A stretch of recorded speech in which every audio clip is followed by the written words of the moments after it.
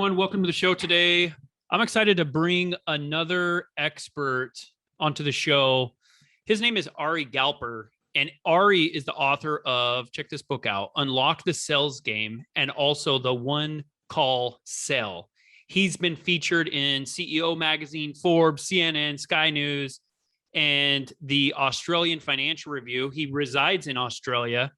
And so we're just really excited to have him today. Excited to learn about his expertise, which is obviously sales, right? And focus on how that helps the early entrepreneur. So welcome to the show, Ari. Thank you, Allan. Appreciate it. I'm looking forward to it. Yeah. So tell us, how did you become this sales guru? Like, give me the background of that. Well, real briefly, probably caught the accent. I'm from the US originally from California. Met my wife on a dating site like 20 years ago. This is pre-swiping. She's from Sydney, was working in Los Angeles. We actually met in California, and then came out here and then got married and been here ever since, 3 kids later. So that's kind of how I got here. But there is kind of a story behind how I came up with this concept. If you want, I can walk through it if you like. Let's do it. Let's go through some of that. And, just kind of hear, I love hearing people's stories. I love to hear about how they got into things and because usually there's some passion behind a story. So definitely. Let's hear it. Definitely for this one. So before I came out here, I was a sales manager in a software company. We launched the first online website, data collection tools for websites. It's called Google Analytics now to track stats on websites. But back then we launched the first one, fast growing business. I was managing 18 people underneath me, salespeople. And all the leads that were big opportunities came across my desk first. So I got this one inbound call, picked the phone up and talked to this guy. He's with a big company, lots of websites. And he agreed to a conference call and a demo to see our product. And if I close this one sale, Allan, it would double the revenue in one transaction. That's how big it was. It was a huge opportunity. So the day finally came, Friday, 4 o'clock in the afternoon. I was in my conference room with my CEO, closed door behind me, big long conference table. In the middle of the table is the old school speakerphones, the 3 legs on it, start tracking with the speakerphones. And so I hit the dial tone and I called the number he gave me. He picks it up. He's like, "Hey, Ari, how's it going?" I said, "Good." And he says to me, "Ari, let us tell you who's in the room with us today." And I was like, "Oh, didn't know there'd be someone else there." Next thing I hear is, "My name's Chris, I'm CEO." I was like, "Oh, this is good." "My name is John, I'm head of global IT." This is even better. "My name is Julie, I'm head of marketing." This is amazing. I mean, everybody on this call was a decision maker, right? Right. If it's going to happen, it's going to happen now because they're all there. Then we logged into the web and I introduced myself. Then I started showing them a web demo of our product on one of their websites. We collected in advance and showed them all the live stats they could see of the visitors. And I'm showing this to them. And I started hearing this noise on the phone call, like, "Wow, this is great. This is amazing. I can't believe we can see this." They started asking me all kinds of questions. How does it work? How do we install it? Who are your clients? And of course, they had all the right kinds of questions. I had all the answers. There was so much chemistry on this phone call. It was like a love fest on the phone. You know what I'm talking about? They got the questions. You got the answers in yourself. This is so good. This is how sales should be, So I was pretty excited. The call an hour goes by. They're happy. The call comes to a close. My guy says to me, "Ari, this is great. We love it. Look, give us a call a couple of weeks, follow up with us, and we'll move this thing forward." I was like, "Oh, yes, thank you. So happy." And I said my goodbyes, took my arm and my hand, and I reached for the phone in the middle of the table. As I'm reaching for the off button on the speakerphone, by complete accident, I hit the mute button instead of the off button. They were right next to each other. A small click happened, and they thought I hung up the phone. In that split second, a voice inside of me said, "Ari, go to the dark side. Be a fly in the wall. Go where no one's ever gone before in the world of sales." So I pulled my thumb back just for a couple of seconds. They started talking amongst themselves, thinking I had left the call. Now, this is not a trick question, but what would you imagine they would have said after a call like that, given how good it was?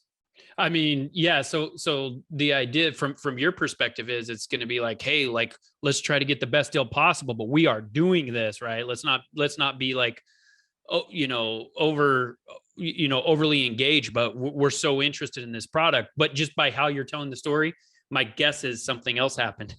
Well, that's what you're right. You expect them to get, "Hey, this is great." But let me tell you what I heard verbatim, word for word. I'll never forget it. That's why we're all here today. What they said was this. They said, we're not going to go with him. Keep using him for more information and make sure we shop someplace else cheaper. Knife and heart twist. Allan, I was in a state of shock. I couldn't believe it. I snapped out of it. I hit the off button and I looked at the wall and I said to myself, what did I do wrong? I did everything I was supposed to do in sales. I was positive. I presented well. I knew my stuff. I was confident. And the first big epiphany hit me, and that was this: that somewhere along the way, it has become socially acceptable not to tell the truth to people who sell. Right? It's okay to say, sounds good. Send me information. Yeah, we're definitely interested. Wait, send us a proposal without any intention of what? Of buying. And then I asked myself, why were they afraid to just tell me the truth? Why not just be upfront? Why the whole game? And I realized what the reason is, because there is this invisible river of pressure that flows underneath every step of your sales process with someone. And if you don't remove that pressure from the process, they'll always feel comfortable holding back from you, not telling you the truth and making you chase them. And that became my whole unlock the game concept, where the whole mindset shift is you let go of your goal of the sale and you focus on deep trust, how to create this moment of vulnerability so they feel comfortable enough telling you up front where you stand, so you don't chase ghosts anymore and dehumanize yourself. That became our whole revolution 20 years ago, which is now all over the world. Yeah, that's crazy. That's awesome. So a few of the businesses that I own depend on door-to-door sales, of all things. We're big time sales organizations, and we had opened an office a few years ago in a particular city, and everyone was so nice to our door-to-door salesmen. Like, and I have offices in Boston, Long Island, Detroit, some of kind of the tougher cities. And we were so excited because they were so nice, but we realized that they were taking up so much of our door-to-door sales time, and then they would not be interested. Right. And so and after a while, like, while the rookies, the new salespeople, they were excited that people weren't being super rude to them on the doors. At the end of the day, like, you'd rather them just say, you know what, not interested, slam the door. Right. Yep, exactly. Get to the truth. Yeah. So I can totally see, where you're coming from with this, the social norm for people to, not be clear about their intentions. Especially now in this economy, people are really, really holding back from people because they don't trust people who sell. Really? What has this economy done that's made that change? Well, I think people are much more fearful. They're also, they know the sales game. They know when they can sense someone who's after their own goal. They know it at hello when it's over. There are certain things that we do and say unconsciously that tells the other person, I'm here to move things towards a sale. When they feel that from you, it's over. Gotcha. Yeah. So what do you see specifically in the sales process? What do you see that beginning entrepreneurs run into? What are the parts that they struggle with? Well, I think where a lot of entrepreneurs struggle with is what their notion of what selling is, the definition of selling. And they've probably been exposed to sales books and movies and the old sales gurus, just people out there who teach selling. And there's certain myths that are still being taught that holds entrepreneurs back. One is, you'll know this one, I'm sure from your experience, is that sales is supposedly a numbers game. The more doors you knock on, the more contacts you make equals the more sales you make. Well, we discovered in this economy now, it's not how many contacts you make anymore. It's about how deep you go on each conversation, not how many people you call on the phone. The second myth is this idea that the sale is lost at the end of the process. I'm sure you've been there before, where you had a deal pending, it all looked good. At the end, it just kind of like fell through. You're like, what happened? It was like they were really going to do this. Well, I don't understand. It was like all good to go. Well, we discovered now the sale is not lost anymore at the end of the process. It's now lost at the beginning, at hello. Really? And I'll prove it to you right now for fun. If someone calls your office tomorrow morning and you pick up the phone and you hear, hi, my name is, I'm with, we are a, what goes through your mind about 3 seconds? I got to get this guy off the phone. It's over at hello. And I'll make the case today that many of your listeners and viewers are losing their opportunities or will be soon at the beginning of their process and not the end if they don't shift their thinking to understand trust is created and broken at the beginning. And the last myth is the idea of rejection. That rejection is part of the process. You got to be tough. You got to be strong. You got to be thick-skinned. If you don't have thick skin, you're not made for success as an entrepreneur. If you can't get knocked back up a couple of times, you're not made for success. Well, we discovered, believe it or not, that rejection actually is triggered by certain things that you say and do in your sales process that cause the other person to push back on you. We'll talk about those today. And those are the 3 myths that I think if you can flip your mind on that will release a lot of the pressure from people being afraid to move forward. Okay, go through those again. Just list the myths. 1, 2, 3. Sales is a numbers game. Nope, it's about trust. 2, sales loss at the end of the process. Nope, it's now lost at the beginning. And 3, rejection is part of the sales process and game. You have to accept it. Nope, you don't have to trigger it if you don't want or experience it at all. Gotcha. So let's kind of talk about those in order here just a little bit. So number 1, so you're saying sales is not a numbers game. Well, a lot of salespeople have been brought up to believe that if they make 100 calls today, and that'll improve their chances of getting a hit, of making something happen. Well, that's because they're focused on how many contacts they make. They're not having any skill set on how to go deep on each call quickly to build enough trust to see if it's a fit or not. They're just going service level only. They're not going deep. So what's the remedy, or what's the antithesis of sales is a numbers game? What do entrepreneurs do? Because sales are so important throughout any type of business, any type of entrepreneurial endeavor. And some really good companies fell super early on because of a lack of sales. Lack of cash flow is the number 1 reason why businesses fail. And new businesses, especially, man, they have a hard time getting new clientele and growing their top line revenue. So what can a early entrepreneur, somebody that's just getting started, what can they focus on instead of just treating sales like a numbers game? Sure. Well, the first thing they have to do is they have to let go of their own goal of making the sale. You got to detach from the outcome, and you got to be 100% focused on their problem, not your solution. You have to go into the conversation like a doctor, like a doctor-patient relationship where you're diagnosing their problem. You're not saying, hey, look what I've got. It's fantastic. It'll change the world. It's amazing. You see, the minute you start doing that, they're thinking to themselves, all he cares about is himself. He doesn't care about me. It's when you go see a doctor, they say, have I got medicine for you? It's fantastic. It's got this. No, they say to you, where does it hurt? And then you say right over here, my shoulder, and they say, let me take a look over here. Oh, wow. I think we got to do an X-ray, an MRI, take a look at that to make sure we really understand what's going on so I can decide what to prescribe to you. But in sales, what do? Once we find a qualified prospect, we say, hey, wait, let me say what I've got. Oh my God, we can totally help you with that. Yeah. So, I mean, sometimes, and I think you're 100% right. And I have some salespeople that are 100% commission, right? And so basically they are going from house to house and they have a hammer and they're looking for a nail, right?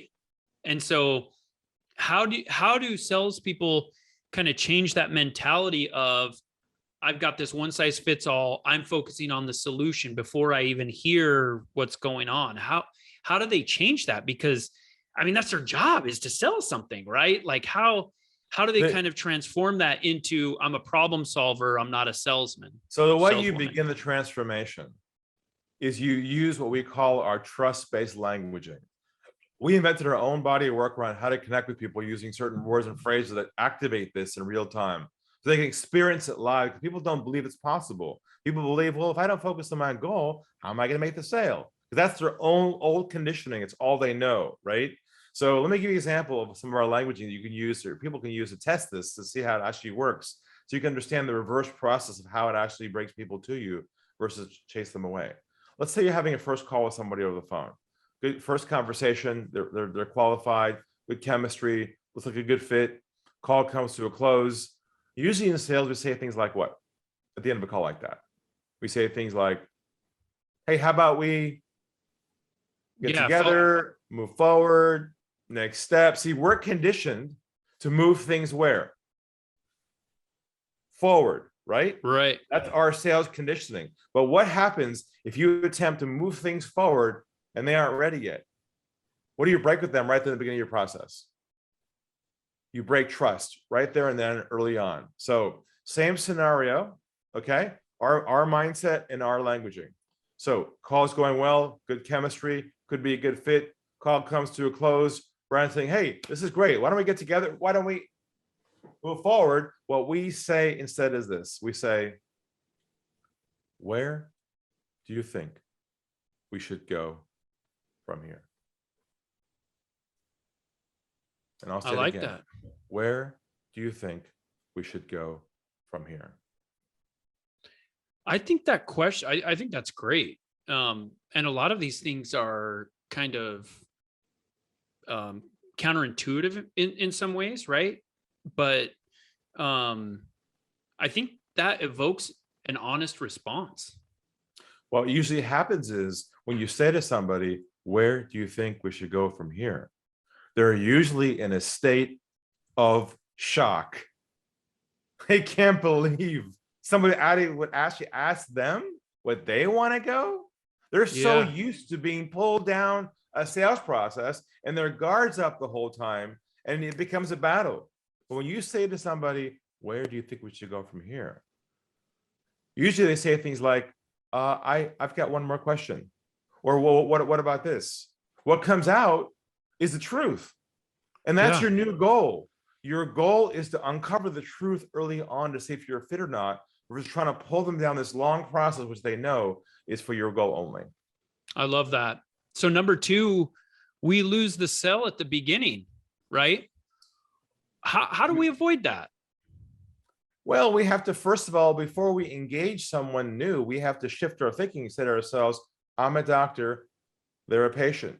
I've got to first go find the problem, not just come in and make assumptions that they are going to need my solution. That's the mistake that we make. We step on our own toes, because what happens is when we speak with someone and we can sense they're interested, we leap on that opportunity. We go, oh, wait, oh God, let me show. See, our instinct is to start presenting as soon as we can. So we're afraid if we don't do that, we're going to lose a sale. We're under constant anxiety, constant tension, worrying we're going to lose something. And we carry what we call sales armor around us. The sale is a visible shield to protect us from the bullets. We know we're going to battle every day. When you guys knock on the doors, they're getting ready to get teed up for that no. Oh, yeah. They're pumped up. They're like, yeah, buddy, come at me. It's like, and what happens, that shield forces them to cover their authenticity, to be their actual self. And now people can sense that they're onto something. And that's when the whole thing flops.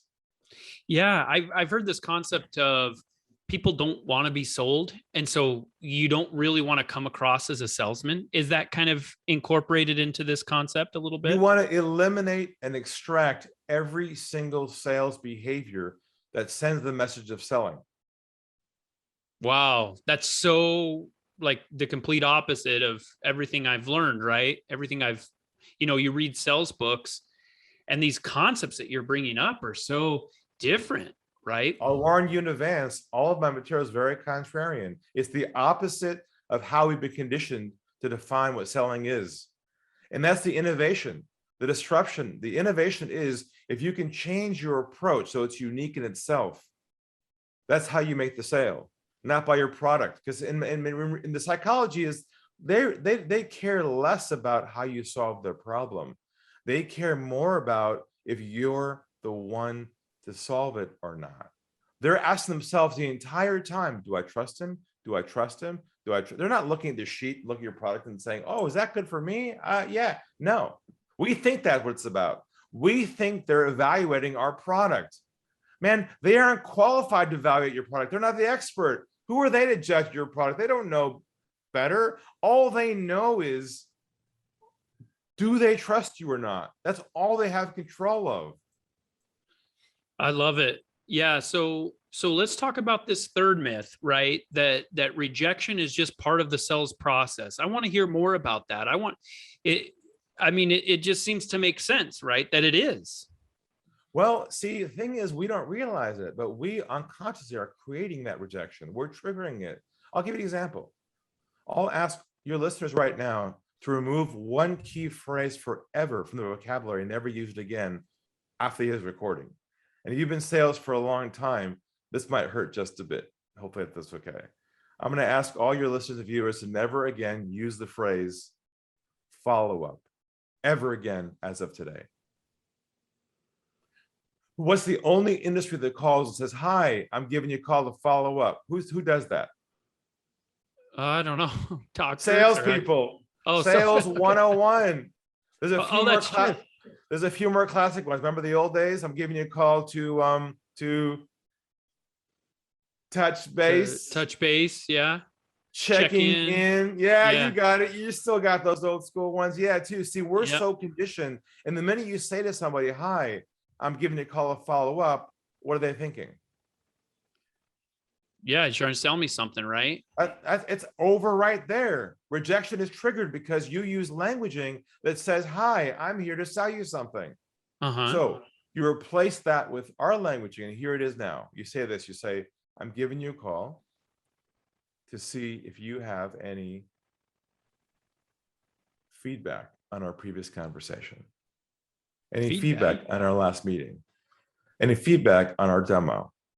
Any feedback? See, feedback's going not towards a sale, it's going where? The opposite direction. Your job is not to create momentum forward. When you put momentum on people, that puts pressure on people. Your job is to take the pressure out of the process and go backwards. That's crazy. That's like the exact opposite, right? We hear ABC, right? Always be closing, right? That's crazy. Never again follow that material. Interesting. That's the problem. That's all that thinking is the problem, because think about it. They've got a problem. You got a solution, right? Direct line of sight, very clear. What gets in the middle of that? Us. We fumble the ball. Hey, how's it going? Nice to meet you. So anyways, we lay in all this relationship building stuff, which we know is fake anyways. They don't want to become your friend. They don't really, we're so used to this whole relationship. Like when you see a doctor, do they build a relationship with you? No. They know the minute they do that, you won't comply with their recommendation. You'll just go, well, look, we're friends. Come on. And the social part eliminates that whole process. I'm working on right now on a bumper sticker for my clients. You know what the bumper sticker is going to say? It's going to have 4 words on it. It's going to say, doctors don't do coffee. Yeah. Yes. And that concept's true. Now the question is, I can hear my listeners like kind of screaming in their cars or, on the treadmill, wherever they are. Then how do I get the sell? If I don't ask for the sell, how do I get the sell? Because at the end of the day, I've got to keep the lights on. At the end of the day, I'm struggling to pay my employees. So how do I do it? You can still be ambitious and still have your goals, but you can't send that pressure to the other person in your process. Okay. Gotcha. You have to be present with them. You have to focus on their world, not your world. You have to know what questions to ask to unpack their issues so they own their own problem. You have to ask this question as well. You have to say, is this a priority for you to solve once and for all? Or are you happy to let it go and deal with the issue over time? I'm okay either way. Yeah, that reminds me, I read in a book somewhere, to get somebody to respond to you, a great email like subject line is, have you given up on this project or something like that? Because what you're doing is you're putting the ball in their court, taking off the pressure, right? You're giving them an out for them to say, yes, I am, right? But like studies have shown that response or that subject or that message gets more of a response than saying something like, 15% off for today only or whatever. Yeah. If you could anchor your sales process at the deepest levels of their problems, you don't have to close them. They on their own will say to you, how can you help me? Gotcha. So you're saying your job is to address the issues and let them come to you and say, what's the next step? Your job is to unpack the issues, amplify them, help them understand the impact of not solving their problems, and asking the definitive question, which is this a priority to solve or not? That's called going down the iceberg. That's what we teach our clients, how to be able to have the prospect own the problem prior to them wanting to solve it. See, it's like a therapist and a patient. If the patient doesn't own their own problem, man, they're the worst patients. Gonna drag them through. When they own the problem, they're like, yeah, you know what? I'm ready to deal with this. Let's go and solve it together. But what do? In sales, the minute we hear they got a problem, we go, oh, woo, it's perfect. They're qualified. Yes, I got something for you. And then we ruin the whole thing right there because they know they're being taken through a sales process. I love it. Ari, this is fantastic. Where can my listeners find out more about you, more about all the great things that you're doing to help people? Best place to go is unlockthegame.com, just like it sounds, unlockthegame.com. My books are on there. There's a free course on there, a consultation for free as well. And I have a new book coming out next year called The One Call Sale, which we can talk about if you want next year, which talks about how to compress the sales cycle from multiple steps to one single step. I also have a show once a month called Stump the Guru on social media, where you can log in, ask me a live question, try and stump me with your toughest question in front of a live audience. I love it. I love it. Well, Ari, it's been a pleasure. The depth of your knowledge is clear. And so I encourage my listeners to reach out, especially, those struggling to kind of get over the hump early on with getting new clientele, to start building the foundation of sales with their company. Thanks for joining us today, Ari. It's been a pleasure. Thank you, Allan. Appreciate it. If you have enjoyed today's podcast, please leave us a rating. And for daily inspiration and business tips, follow Allan on Instagram. Until next time, remember, we build the future one entrepreneur at a time.